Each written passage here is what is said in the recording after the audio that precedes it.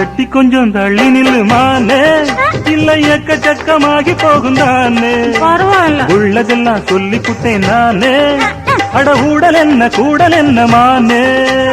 சொக்குபடி வச்சிருக்கேன் மாமா, என்ன சொக்க வச்சு எட்டி நிக்கலாமா? ஐயோ சொக்கத்துக்கு வேலை இல்ல மாமா, நான் வேண்டியதை கேட்டு புட்டேன். ஆமா ஐய எட்டி கொஞ்சம் தள்ளி நில்லு மானே.